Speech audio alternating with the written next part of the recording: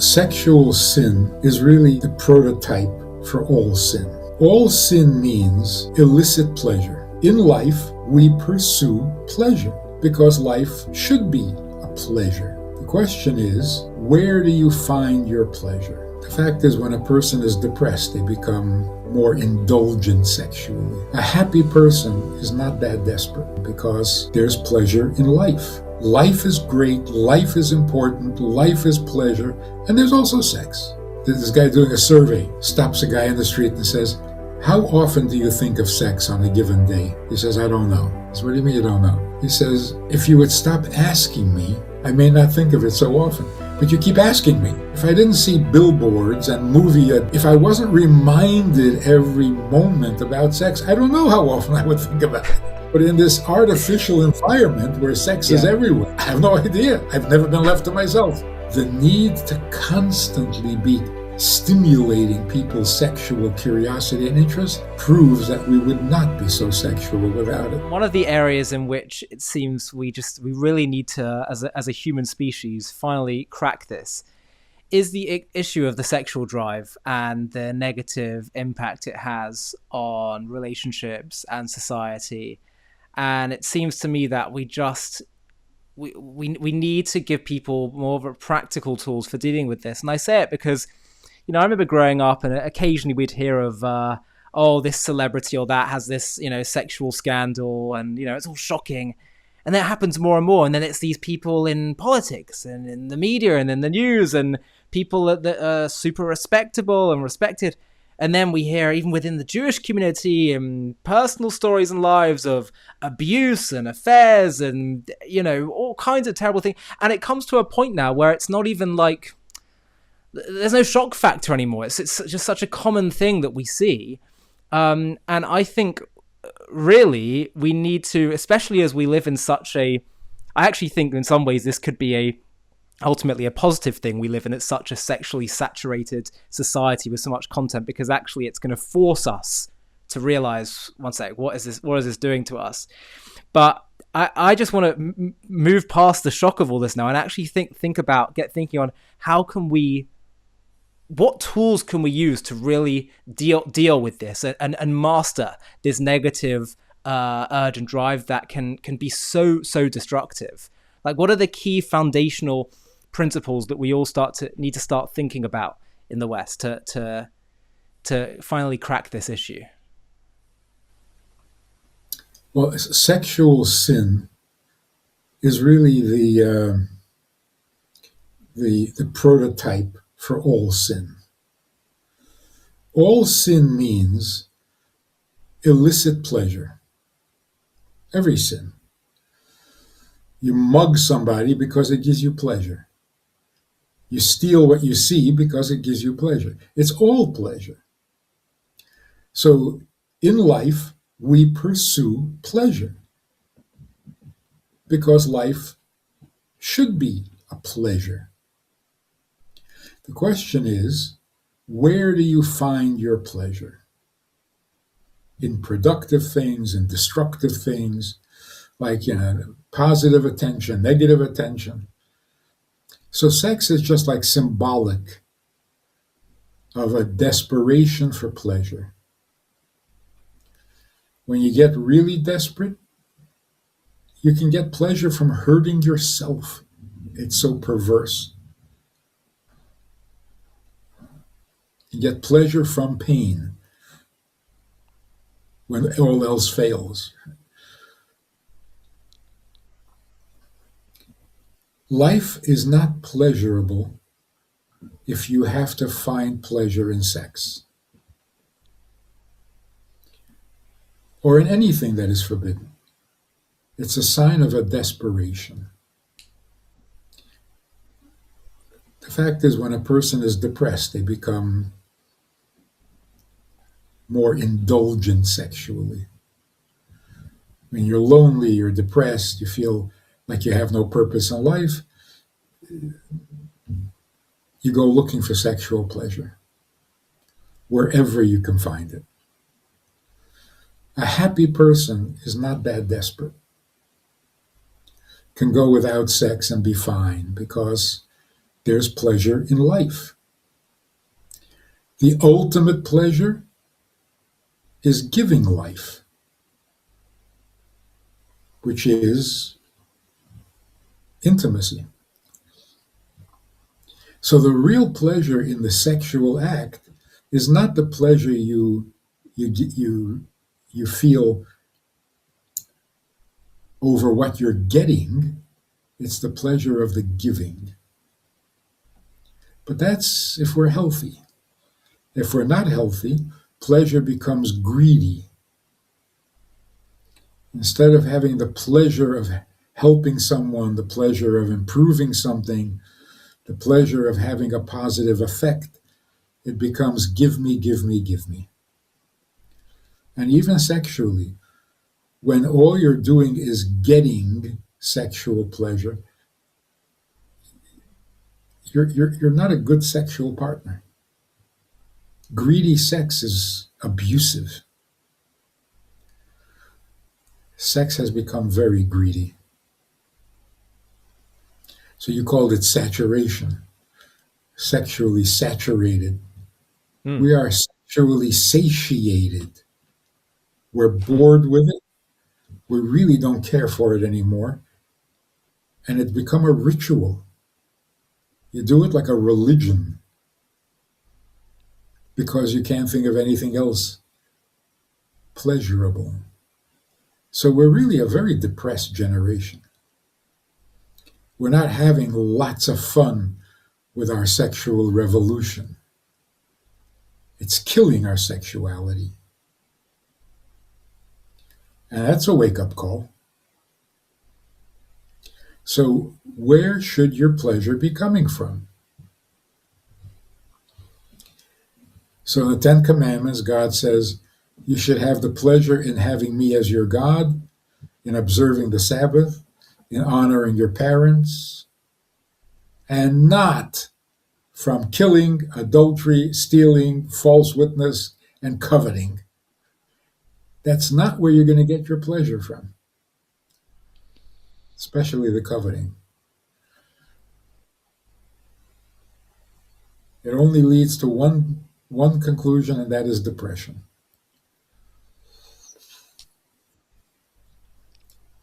So, should we become more religious? No. We need to become more sane or intelligent. Just look at what's going on. Put your head back on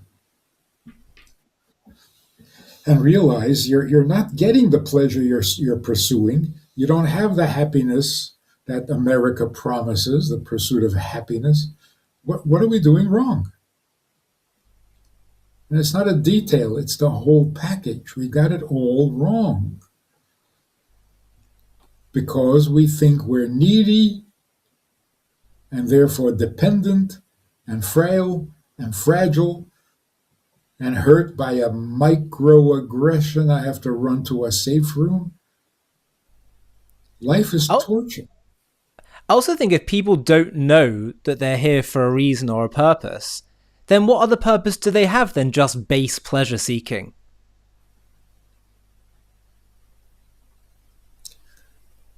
The, the feeling or the assumption that we are needy comes from the fact that we don't need. Why? We are so frustrated by our needs because we don't need Right. them. Right.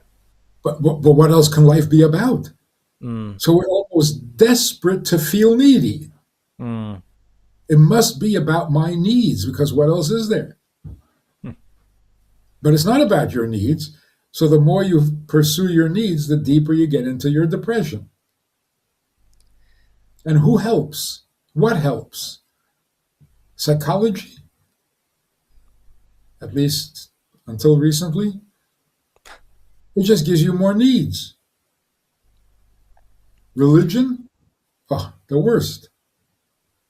Yes, you're very needy and you're helpless, and without God, you can't do anything. So you better get down on your knees and really pray. Maybe God will be nice to you. What kind of life is that? And this is what God does to us? And now you have to love him? It's like an abusive husband who demands to be loved. We got to get it right.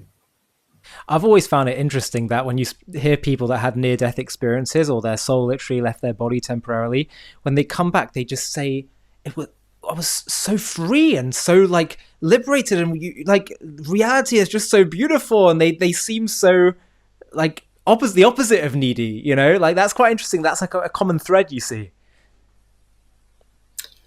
The most impressive thing that has happened in recent history are the hostages in Gaza. Mm. How in the world do you come out of 500 days of torture and ask for the microphone because you have something to say?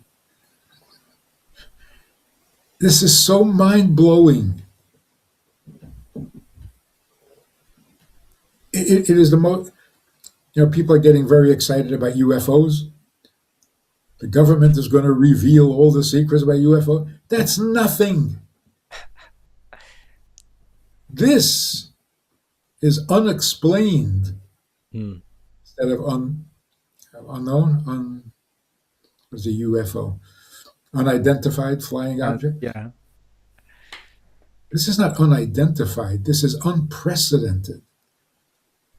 How do people put up with 500 days of darkness and torture and deprivation and then walk out smiling saying, I got something to tell you. We're keeping Shabbos now. I'm fasting on Yom Kippur now. What happened there in that tunnel? It's like they came back from yeshiva. Yeah, it's extraordinary. It is absolute. So what happened was they realized that they can't be needy. If they're needy, they're dead. Mm. They realized that they're there for a purpose. Well, then they became in charge. They were the masters of the event. They were not victims to their terrorists. That's real, Yeah. not religious. That's just real.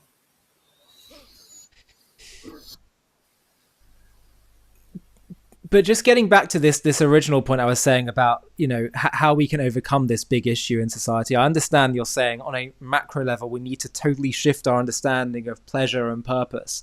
But I was saying that we are saturated with this in society, and I do think that has to play some role in completely thwarting people's understanding of sexuality and temptation, all this kind of stuff.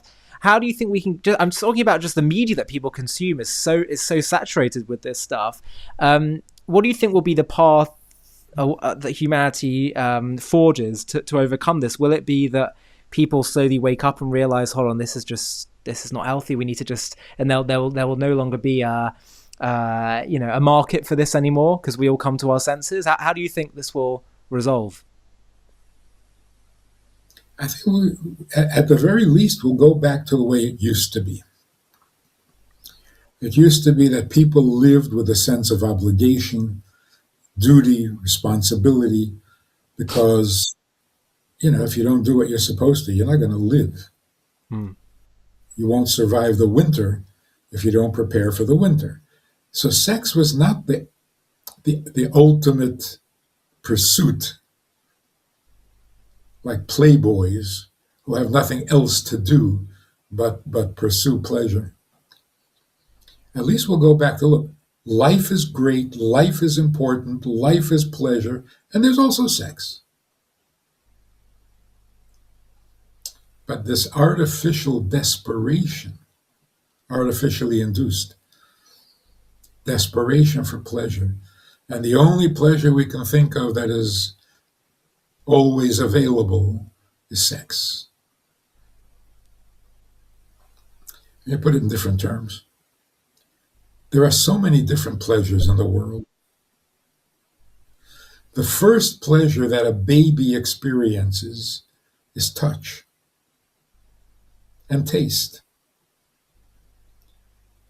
Growing up consists of replacing those pleasures with finer pleasures. There's the pleasure of sight, the pleasure of hearing, the pleasure of, um, of aromas, not so childish as touch and taste. If we don't mature, we keep looking for pleasure from touch and taste. It's like not growing, failure to thrive. You're still getting all your pleasure from touch? It's not life. You have to check out the trailer for our new documentary on Moshiach, the Jewish belief about the Messiah, what he will do, how the world will look after his coming, and why his arrival is close. And if you want to watch the full thing, just click the link below in the video description.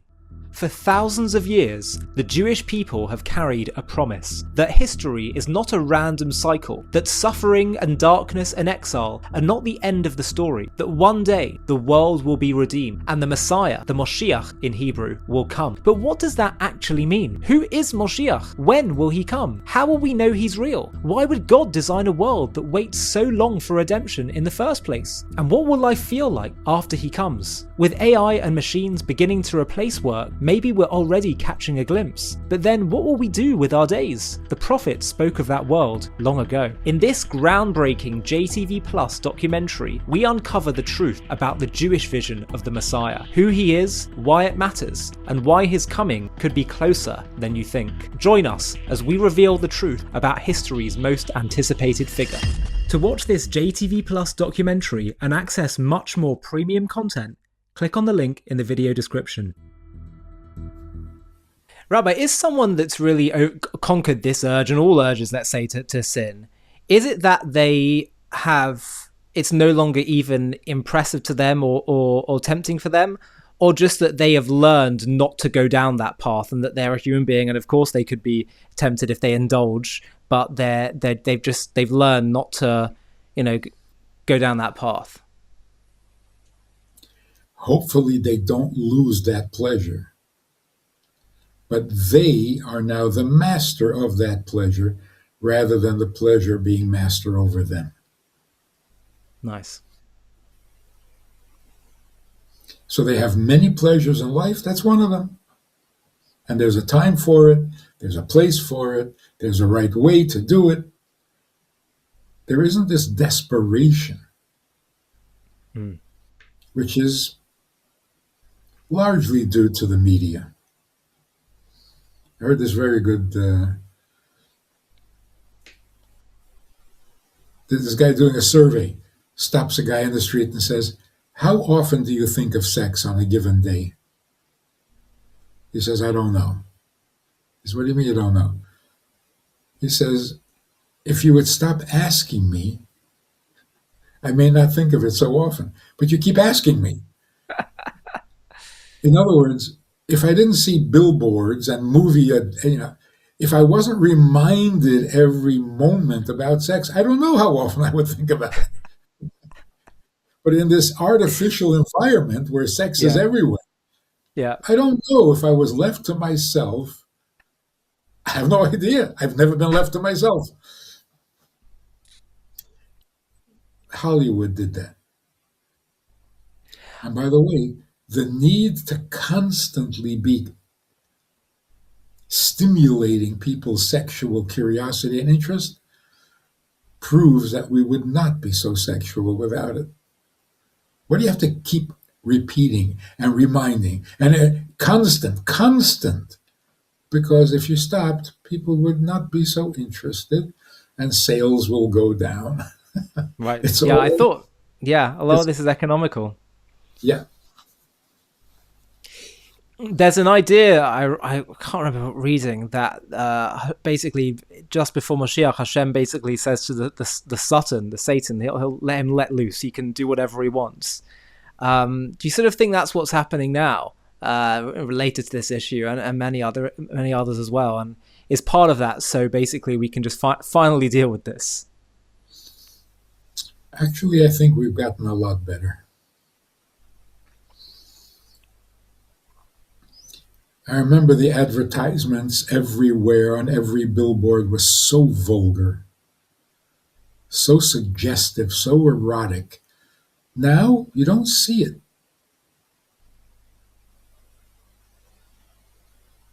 Who did that? Who changed that? It just stopped being exciting. Saturation. Enough. Pornography is not doing well. Nobody pays for pornography anymore. For free, okay. That's why people in the pursuit of some sexual excitement go to the extreme. Because just regular sex doesn't do it anymore. At the same time, we have become less tolerant of sexual misbehavior. Me Too. I don't know what happened to that movement, but even an inappropriate joke, an inappropriate gesture, is not tolerated anymore. I'm afraid we're becoming religious fanatics. So there is an improvement. The world has become more modest, more chaste. And nobody did it. Yeah. Yeah. Nobody can take credit for it.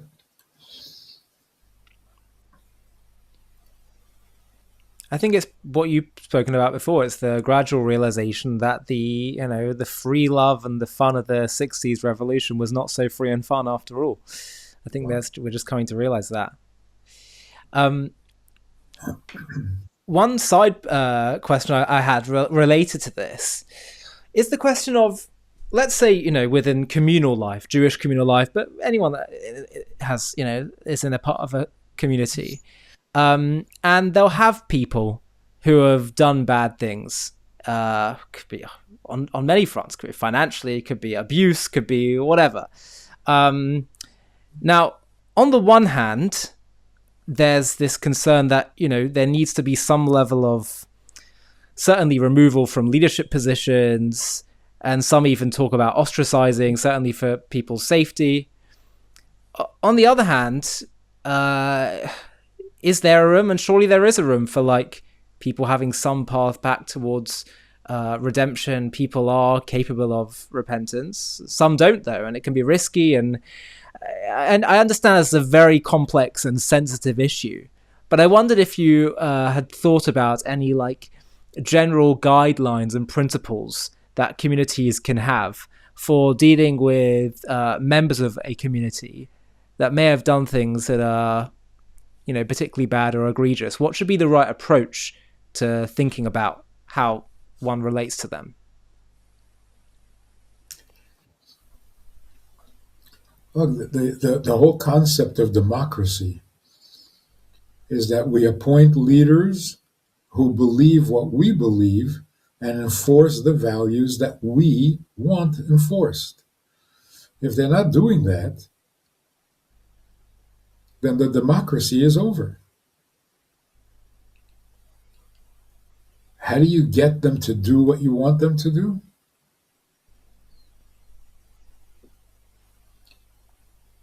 If there's a potential that the person in control or in charge can become better, then we encourage them to become better. If you don't see any potential for it, then they have to go. You're not fit to be a leader. for our purposes. So democracy demands that leaders not only follow and share the same values, but actually find ways of encouraging and enforcing those values. We're not a democracy anymore, for all practical purposes. The police enforce. That's horrible. The police are now fighting the population. Population wants to commit crimes, the police won't let you. If they want to commit crimes, what do you mean you won't let me? Whose country is this?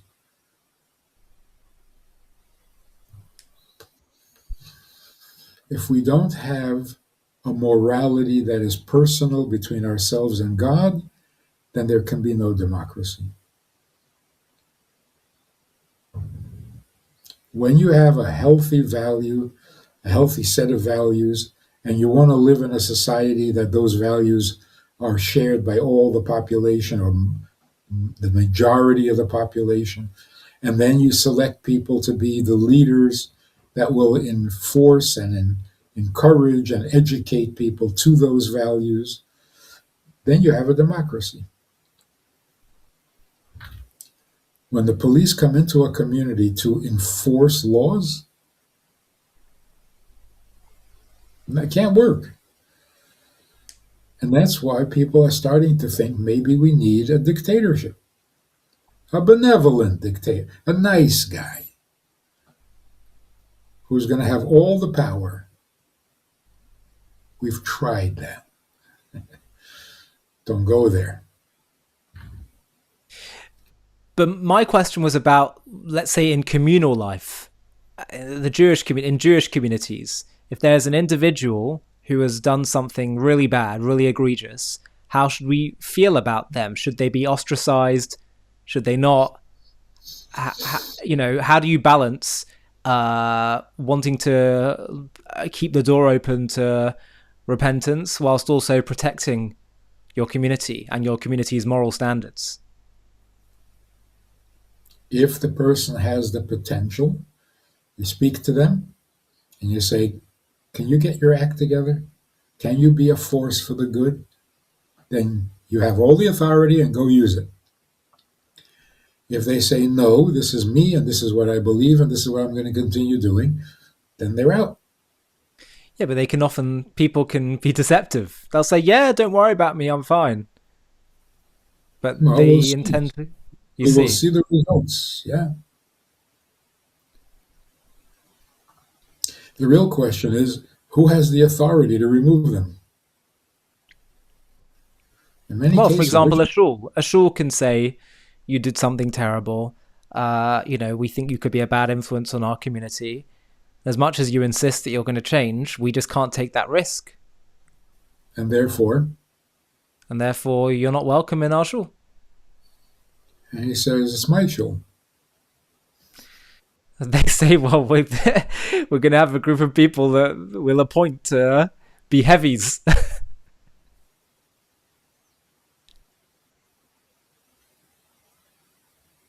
I'm saying whether that's right or wrong, how should we think about this morally?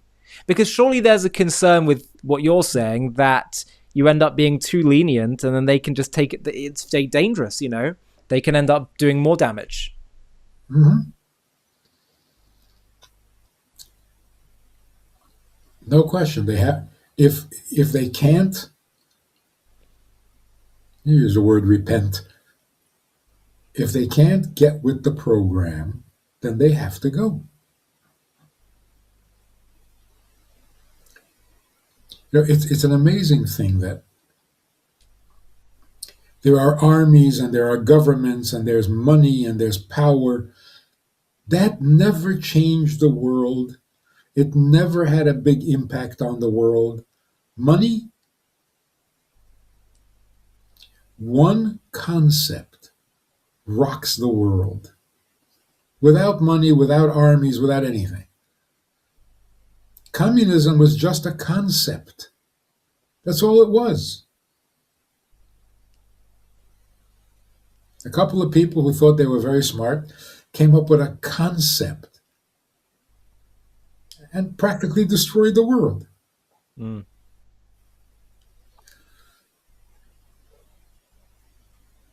The French Revolution, just a concept. Christianity.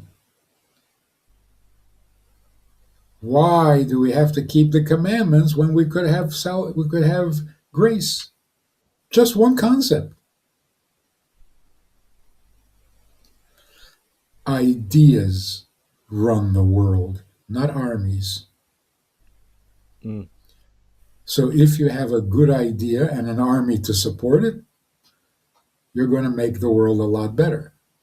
If you have a bad idea with an army to support it, then you're Hitler. But it's the idea. Nazism is one idea. Survival of the fittest. That's it. That's Nazism.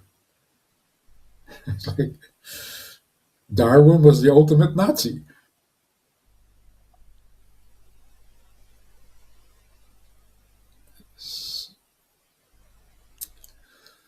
So if we can come up with an idea that is really good,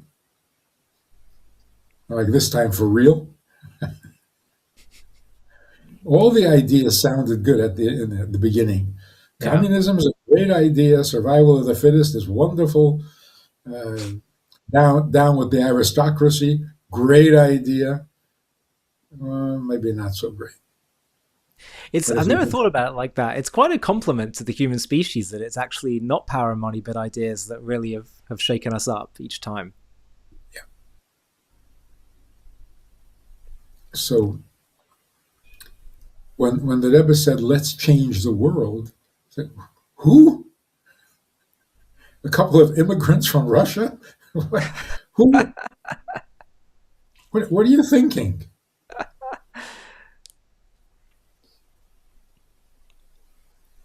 But it's true. Ideas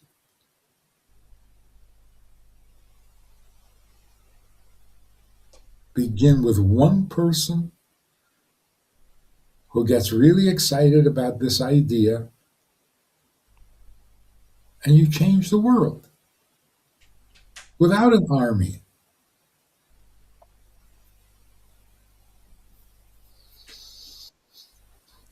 That's Mashiach. Let's get the right idea, and we can fix the entire world.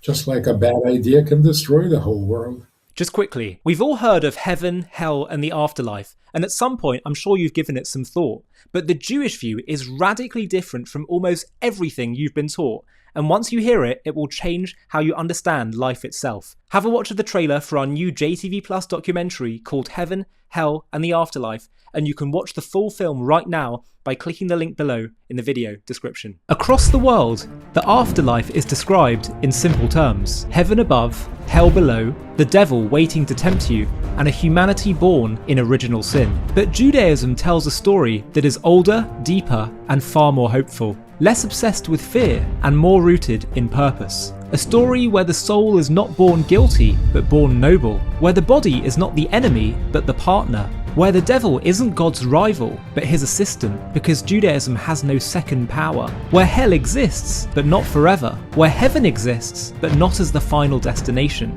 And where the real end of the human story is resurrection, not escape. Judaism views history as a mission, not a mistake. Other civilizations teach that we are here to earn our way into heaven. Judaism teaches that we are here to bring heaven down to earth. And to understand what happens after we die, we first have to understand why we're here in the first place. In this JTV Plus documentary, we're going to reveal the Jewish vision of life after death. One of the most misunderstood ideas, but if understood correctly, can transform your very understanding of life itself. To watch this JTV Plus documentary and access much more premium content, click on the link in the video description.